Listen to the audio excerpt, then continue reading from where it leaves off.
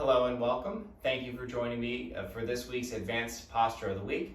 This week actually is a little bit different, and instead of an advanced posture itself, we'll work on some advanced transitions with the posture crow pose or Bakasana.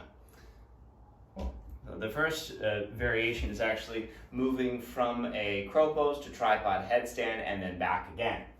To start this transition, find yourself in a wide-legged squat and lean into your crow pose, placing the knees in the backs of the arms, squeeze the mat, tilt, lean, and lift your feet off the ground. From there, carefully, with care and control, lower the crown of the head to the mat. Once down, extend at the hip joint, and then reach your toes all the way up toward the ceiling for the tripod headstand. Then the exit, and this is the hard part, bend the knees, hinge at the hips, and place your knees to the backs of the arms. Once they're there, and this is the important part to counterbalance, send the weight into the heels of the hands. Squeeze your mat and slowly lift your head up off the ground. Straighten your arms as much as you can and lift your hips as high as you can. Now, another fun transition with crow pose is moving from crow into chaturanga. So instead of thinking of it as jumping back, think of it more so as extending your knee joint and leaning the weight forward as you bend your elbows. Now, it's a little more complicated theoretically, but it is much more true to the transition.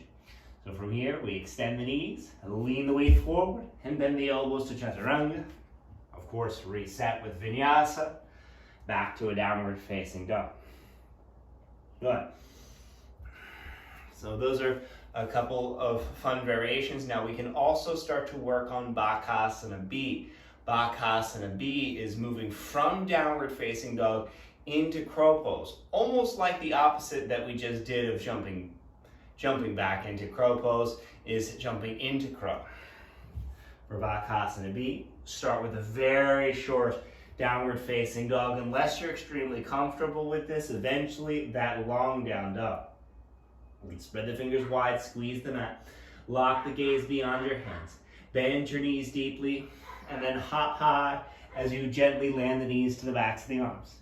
Right, so you can start easy like that and eventually get to that point where you're jumping not just into crow pose, but actually into a tucked handstand position where the knees are pulling all the way in toward your chest, and then carefully lower the knees to the backs of the arms for crow pose.